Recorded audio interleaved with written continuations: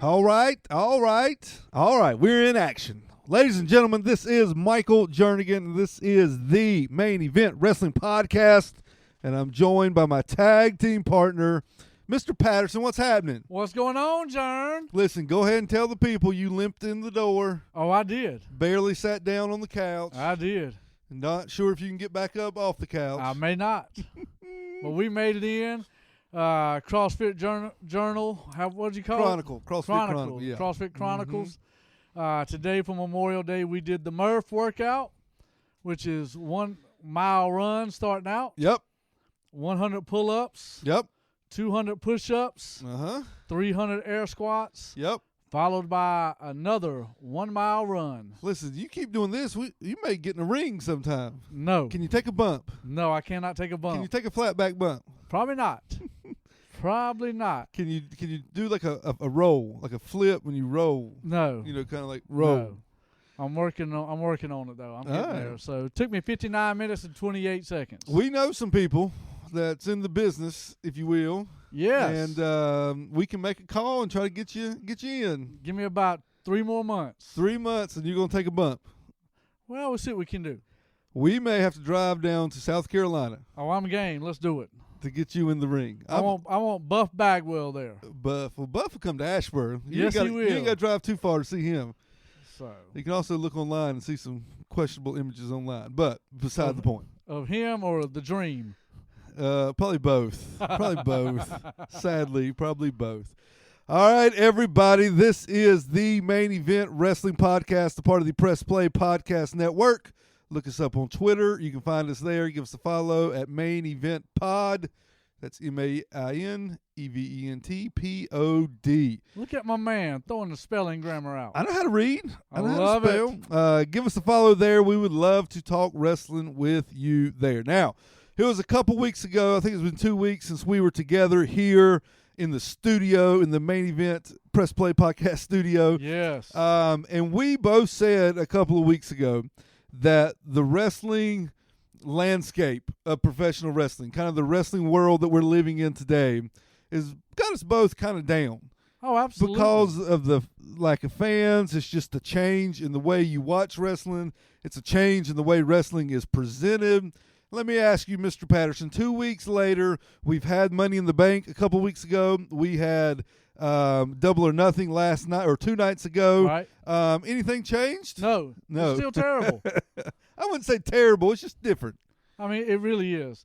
I mean, and I did read this morning that WWE is looking at having their wrestlers now surround the ring like AEW is doing. I don't know what the holdup's been. Because AEW done it first. Well, so? And so, well, you know, WWE does not want to copy anybody. They changed the camera angle after Dynamite changed theirs that first Wednesday. So I don't know what, like you said, I don't know what the holdup has been. But they're looking at starting that soon. I hope that they do something. AEW's got a little bit of an advantage in this whole process. Which is? They have the Jaguar Stadium, so it's outdoors. So to me, you're talking about where they do their TV show, right? Where they do the TV show, the Daily Place is what. The Daily Place. Yeah. Because to me, I think you can probably have more people outdoor in a crowd than WWE can have in the Performance Center. Yeah, I don't know what the laws are in Florida. Obviously, here in North Carolina, we can gather outside as long as everybody's spaced out and that kind of stuff. I don't know what the deal is in Florida. But yes, the Daily's Place is outside. Plus, you got the whole football stadium. Well, we saw the whole football stadium Saturday night being used. Poor old Jericho got lined. Hangman Page ran over him with the lining machine. My man pulled out a flag and needed a replay. We'll get to Double or Nothing in a minute. Let's go back to Money in the Bank. Were you happy with the Money in the Bank winners, the match? Oscar kind of shocked me. Like we said, we thought Otis would be one of the top 2 to win it. I said, and if I need to, I can put that clip in here right now. That don't be surprised if Otis does not win the Money in the Bank. We said that. By God. Wasn't shocked there. Now, Oscar was a shock to me. Yeah, I thought that was kind of Shayna's, but we didn't know about Becky. Right. Yeah, like obviously they knew about Becky, being pregnant, and so they just kind of But wouldn't that be slid the perfect Asuka in her time place. to just let Shayna win the Money in the Bank and say, here No. it is. You don't think so? No. You got to have if there was a bad guy authority figure, then you could have that bad guy authority figure hand Shayna the belt. Right. You could do it that way, but you can't have Shayna be given the belt by a good guy, by her rival. Right. Yeah. Okay. Now. If Becky would have come out that Monday night and said, "Hey, I got an announcement," before she announced that she was pregnant, I don't know what the rules are as far as taking bumps while you're pregnant. I wouldn't think it's. Well, see, what was the pay-per-view before that? WrestleMania. Well, No, they said she wrestled when she was pregnant there. no, it was the next one. I forgot. Elimination? No, it Was wasn't. it elimination? No, that was before WrestleMania. I can't remember. Anyway, what I'm saying, if Becky would have come out there and been talked up this big announcement, and then if Shayna would have come out and just beat the devil out of her, and then Becky would have said, "Hey, listen, I'm hurt, whatever. I can't come back for 9 months or a year or whatever." Never tell anybody she's pregnant. But if Shayna just beats her down, right, then she may have a claim for the belt after that. You like can if just she wins give Money it to in her. the Bank, she just smashes her with the briefcase and pins her.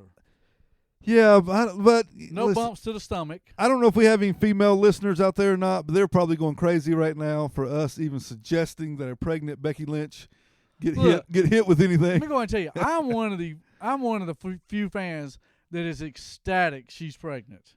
I am so glad she's pregnant. You know, Seth will still be on TV, right? I don't care. Okay. She won't be. You don't like Becky? No. Come on, Jam. She's terrible. I understand you being happy if that takes Seth off TV. Oh, yeah. I get but it's that. going to take him off TV, too. Not son. much. Not much. And so. Coming from a dad who still went to work when we had a baby in the house. Not much. So I'm just glad. Gone. Gone. So we had Money in the Bank a couple of weeks ago. Asuka won the Money in the Bank. Was handed the championship, and I think they're still setting up probably.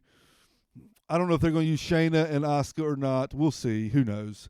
And then of course you had Otis win the men's Money in the Bank, which I halfway called. And do not be surprised, which is what I pitched a couple of weeks ago. Yep. Do not be surprised if Mandy and or Tucker cost Otis his championship title match. I can see it happening. Absolutely. Now, I did read this also before we jump to AEW. Big E is looking for a singles run. Well, he needs one. He wants the New Day to kind of break up for a little bit and put him on a singles run. He should have been doing that the past 2 years, especially the past however long it's been since Xavier Woods got hurt, when they just had two of them. Yeah. Kofi was doing his thing. He had his singles run 2 years ago at WrestleMania. Right. So I want to see bad guy Big E. I don't want to see good guy throwing pancakes, laughing and dancing. I want to see bad guy Big E. It'd be good. Just come out do a good job and destroy some I think people. he could do a better job as a heel than Bobby Lashley. They've tried so many times with Bobby, and I just can't buy it. Yeah, it looks like Bobby Lashley is going to get the next championship match with Drew McIntyre. With MVP as the manager. It looks like. So we'll see. We'll see. All right, Saturday night was Double or Nothing live from Jacksonville, Florida. Supposed to have been live from Las Vegas, Nevada. Would you rather go to Jacksonville or Las Vegas? Las Vegas. I don't blame you. Las Vegas, I don't blame baby. you one bit. The show kicked off with a pre-show match, a buy-in match, if you will, a number one contenders tag team championship match with the best friends and the private party. Where's the private party been? I guess they just been home chilling. We ain't seen them jokers do anything on TV in a long time. Well, I've seen them in the crowd. Yeah. So they haven't been doing anything. Yep. Man, pretty good match. And I said this a couple weeks ago to you. It seems to me without the fans, without looking around, you see so many this match to me had so many botches. Oh yeah. So many mistakes, miscues, and it just I mean, it's a good match, but it could have been so much better. Well, you had the Best Friends defeat the Private Party, so Best Friends are the #1 contenders for the Tag Team Championship. The first match on the real show was the ladder match. What was it called? It was called something. Oh, I can't remember. But not too bad, man. Let me tell you something about that match. Darby Allin, who we're both a fan of. I like Darby. Darby's going to die. Casino ladder match is what it was, yes. Darby is going to die in the ring. Yeah, I saw a highlight of him on a skateboard jumping off a ladder trying to land on, who was it? Trying to land on somebody. Man, but I can't remember. He anyway, tries some insane stuff. He's got to stop. The big surprise, the 9th entrant into this ladder match was Brian Cage. Have you seen Brian Cage before? I have. What do you think?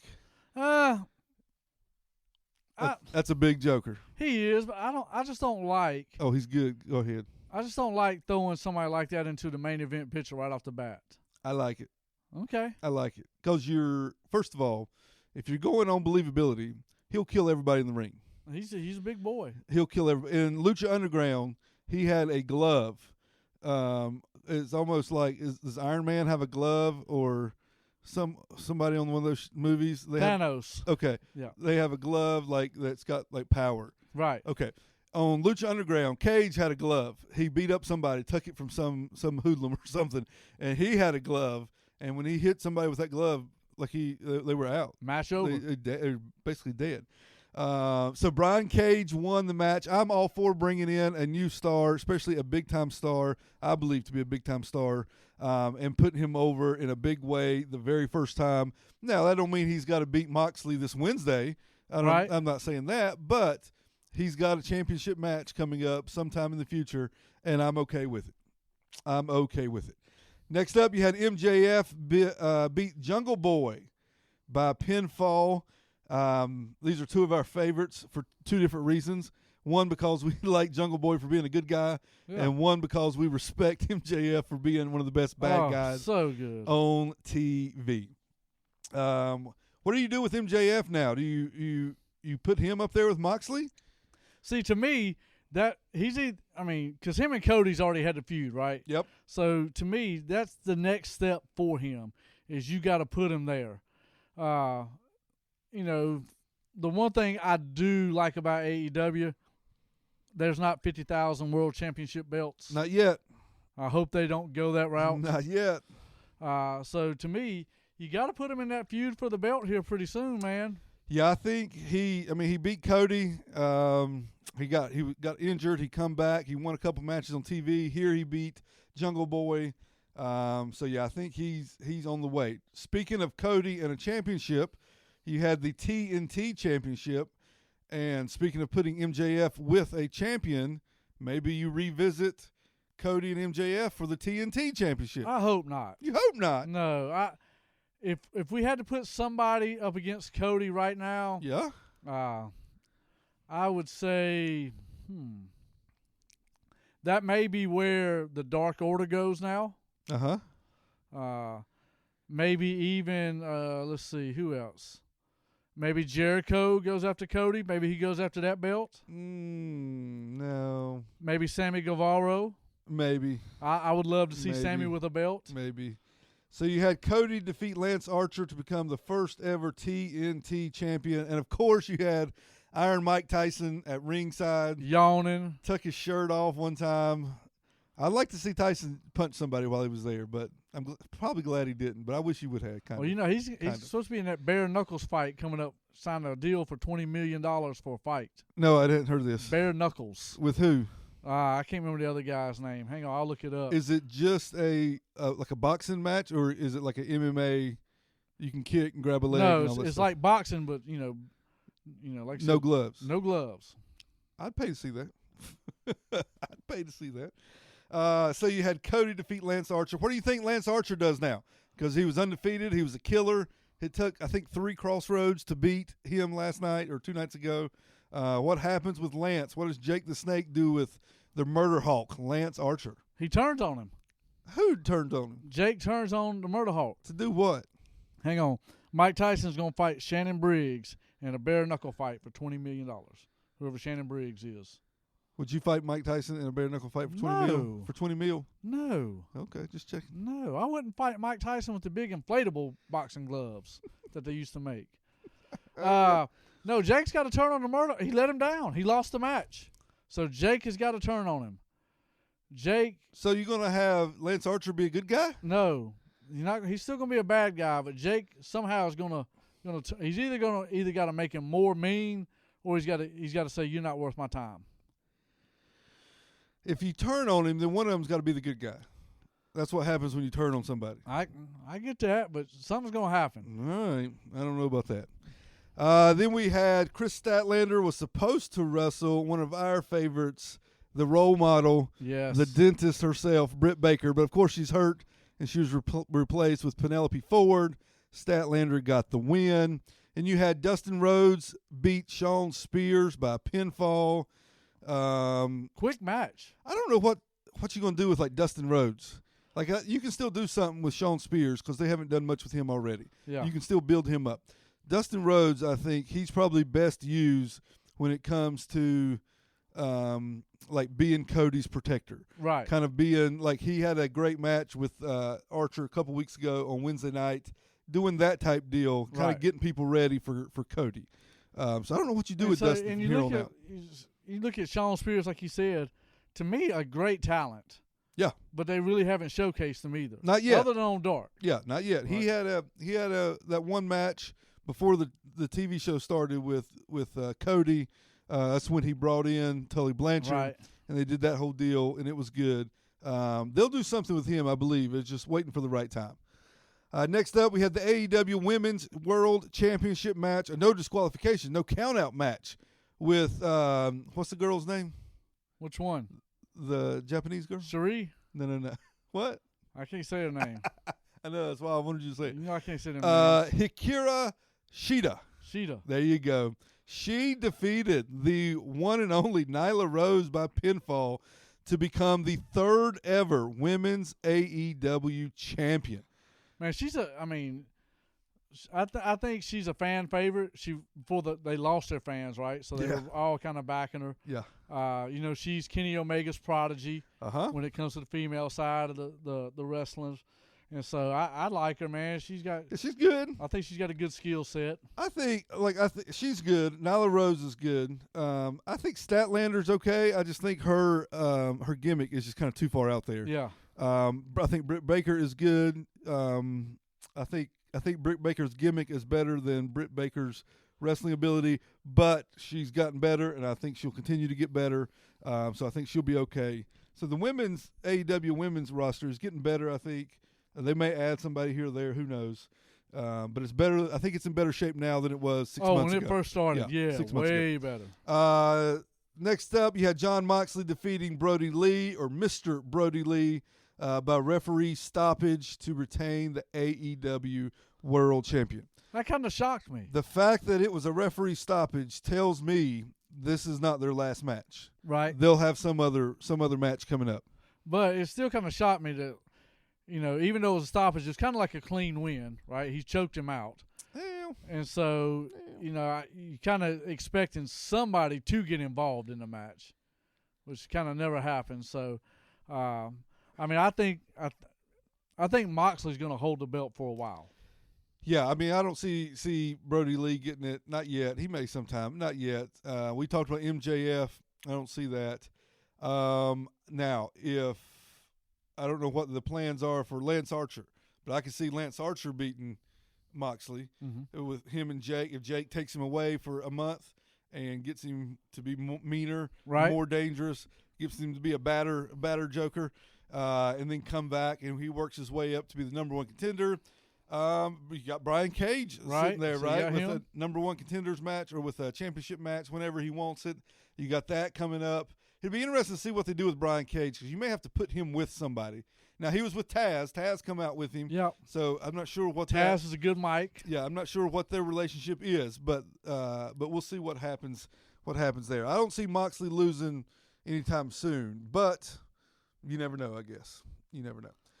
And then the main event last night was the Stadium Stampede match, which was held in the Jaguar Stadium, all over the stadium. There were cones involved. There was as we said earlier, the machine that lines the football field was involved. They were up in the stands. They were in the corridor. They were on the field. They had a horse chase. It was something to be seen. And, of course, the Elite defeated the Inner Circle in this match. Now, let me ask you this. The past couple of months, we've seen the Boneyard match that was like this. We've seen the Firefly Funhouse match. We saw the Money in the Bank match. And now we have the Stadium Stampede match. Give me a rank. Rank those 4 matches. Which one's your favorite, number 1? And out of these 4, which one's number 4? How would you rank those? I'd go Boneyard. Is your favorite? Yep. Okay. Firefly Funhouse is 2. Okay. The Stadium would be 3. And Money in the Bank would be 4. I thought for sure you were going to pick the Stadium as 1. No. You're an AEW man. I am.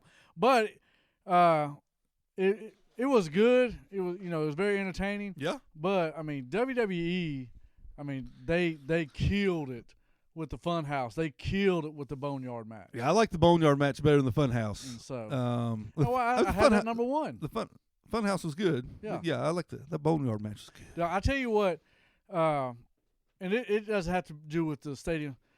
Sammy Guevara out of this group, is going to be a star. Yeah, I mean he's good. Yeah, and even he was the one who took the pin, but he showed himself.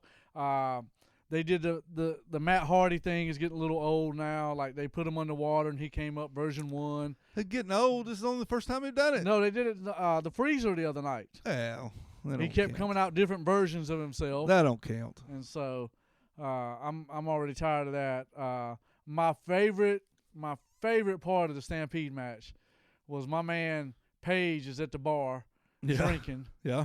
My man, what's his name? Oh, shoot. What's his name, Jern? The big boy. Jake Hager comes in. You think they're going to brawl from the get-go. And my man says, no, let me have a drink, too. Yeah. And then they brawl. Yeah, you gotta get ready. If you're going to have a barroom brawl, you got to get ready. You can't just walk in and throw down. But it was good, man. I enjoyed it. Very entertaining. Give me a letter grade on the pay-per-view, A, B, C, D. I give it a B. A B? All right. I give it a B. Not bad. Like I said, I think it's hard to give anybody an A right now just because there's no energy with fans. I think you can give a match an A, but as far as the whole show, it's just odd. Yeah. It's just odd to watch. Have you seen any of the Undertaker's documentary on the network? I have not. Oh. I canceled my subscription. Oh. You need to get it back. Nope. Listen, get you a new email, sign up for that free month, and just watch this Undertaker documentary. Get you a new I'll use the church's email. Whatever, and watch this documentary. They just had episode 3, I believe, come out last night. I have not seen episode 3, but the first 2 was amazing. They went all the way back to Royal Rumble 2017 when they set up his WrestleMania match with Roman Reigns in Orlando. And The Undertaker said when he was in the ring for the Royal Rumble, he knew I shouldn't be here. Yeah. Like, I'm old, I'm out of shape, I'm hurt. His hip was jacked up, his knee was jacked up. But by the time he realized that, when he's standing in the ring, there ain't nothing you can do, because they had it set up for him and Roman to have a moment to lead to the WrestleMania match at WrestleMania. I believe it's 34 in Orlando. It's 33 or 34. And so he knew he was in trouble. And so you know how that match turned out. It was daggum near terrible. And then The Undertaker retired, in air quotes, after the match when he took his coat off and laid it in the ring. Yep. And then he was watching. They showed him and his wife, Michelle McCool, watching that match back. Mm-hmm. And he said, that sucks. That's horrible. And I believe it's because he was watching that match back. He started training. WWE sent him a ring to Texas where he lives, and he started training. And then that led to him setting up that match with John Cena kind of out of the blue. And they had about 3 or 4 weeks to set that up for WrestleMania in New Orleans, which I believe was, I want to say that was 30. That may have been 34, and then 35 was in New York, and then 36 was this one here. So, really good stuff. You get to see The Undertaker kind of not being The Undertaker. You get to see Mark Calloway. They show his wife. She's in there a lot. They show his kids, his family. I love it. You need to watch it, by God. Nope. I'm not getting I'm done with WWE. What? I will scan through it on the weekdays, but No. What could WWE do to get your $10 a month back from the network? Look, they're not hurting missing my $10. First off, Oh, they must be. They cut all them people. First off, man, I want better storylines. Okay. I'm good with Drew McIntyre as champ. Yeah. I didn't like right after WrestleMania, Kevin Owens beats Seth Rollins, but guess who gets the first title shot? Seth Rollins. So I don't like stuff Well, like that. Kevin's at home, little staying away, don't want to be germ infested, all that kind of good stuff. Well, I get that. Yeah. Throw Big E in there, like we talked about. You can't just throw somebody in there. You had AJ Styles there. AJ got buried. He got killed. Well, I'm saying there's other people. Everything WWE does right now, it revolves around who? Seth Rollins. Well, he's the Messiah. He's the Messiah. The Monday Night Miscue. Monday Night Miscue. But I mean, that, and to me, 3 hours is so long. I ain't disagree with that. 3 hours, I mean, it's just so long, and so. I ain't disagree with that. You know, you got to have comedy in there. And another thing, you got to bring back R-Truth's belt. You can't let Rob Gronkowski be running around with it. You don't even, I mean. R-Truth's got to go get it. He got to go to Tampa. Somebody does. Yeah. Don't think you won't see that once football gets cleared to have practice and they can get all the teams together. Oh, R-Truth is there. Don't you think that you won't see a video of what would be funny? Oh, what would be funny if Tampa Bay played Jacksonville or had a scrimmage against Jacksonville. Ooh. And they did something in Jacksonville, in that stadium that belongs to the Cons. Oh, gosh, that would be great. That'd be good stuff. Yeah, that'd be now, speaking of the Cons, and we'll go after this, I did read a sad report. Okay. Tony Khan said he would never sign two people from WWE. Would never sign them. Uh-huh. Told them that. Uh-huh. Told these two personalities that he would never sign them. Uh-huh. Did you hear who they were? No. Rick and Charlotte Flair.